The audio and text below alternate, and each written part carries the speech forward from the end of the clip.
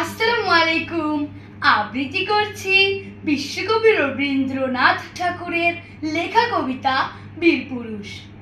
মনে করো যেন বিদেশ ঘুরে মাকে নিয়ে যাচ্ছি অনেক দূরে।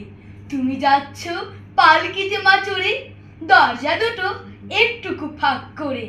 আমি যাচ্ছি রাঙা ঘোড়ার পরে, টব্ব গিয়ে তোমার পাশে পাশে। রাস্তা থেকে ঘোড়ার ঘুরে ঘুরে রাঙা ধুলোয় মেঘ উড়িয়ে আসে। সন্ধে হলো, সূর্য নামে পাটে, এলিম যেন জোড়া দিঘির মাঠে। ধু ধু করে যেদিকে পানে চাই, কোনোখানে জনমানব নাই।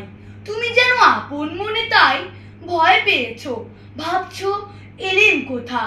আমি বলছি ভয় করো না মাগো, ওই দেখা যায় মরা নদীর সোঁতা। চোর কাটাতে মাঠ রয়েছে ঢেকে, মাঝখানেতে পথ গিয়েছে বেঁকে। গরু বাছুর নেই কোনোখানে, সন্ধে হতে গেছে গায়ের পানে। আমরা কোথায় যাচ্ছি কে তা জানে, অন্ধকারে দেখা যায় না ভালো। তুমি যেন বললে আমায় ডেকে, দিঘির ধারে ওই যে কিসের আলো। এমন সময় হারে রে রে রে রে রে রে, ওই যে কারা আসতেছে ডাকছে রে।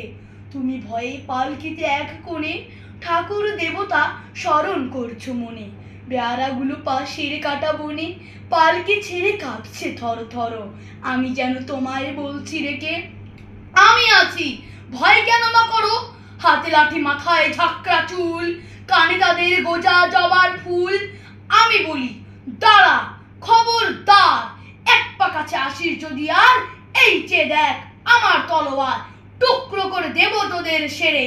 শুনে তারা লম্ফ দিয়ে ওঠে, চেঁচিয়ে উঠলো হারে রে রে রে রে রে রে। তুমি বললে যাস নে কাউরি, আমি বলি দেখো না চুপ করে। ছুটিয়ে ঘোড়া গেলেন তাদের মাঝে, ঢাল তলোয়ার ঝনঝনিয়ে বাজে। কি ভয়ানক লড়াই হলো মা, যে শুনে তোমার গায়ে দেবে কাটা। কত লোক যে পালিয়ে গেল ভয়ে, কত লোকের মাথা পড়লো কাটা। এত লোকের সঙ্গে লড়াই করে ভাবছো খোকা গেলই বুঝি মরে। আমি তখন রক্ত মেখে ঘেমে বলছি এসে, লড়াই গেছে থেমে। তুমি শুনে পালকি থেকে নেমে চুমু খেয়ে নিচ্ছ আমায় করে। বলছো ভাগ্যে খোকা সঙ্গে ছিল, কি দুর্দশাই হতো তা না হলে।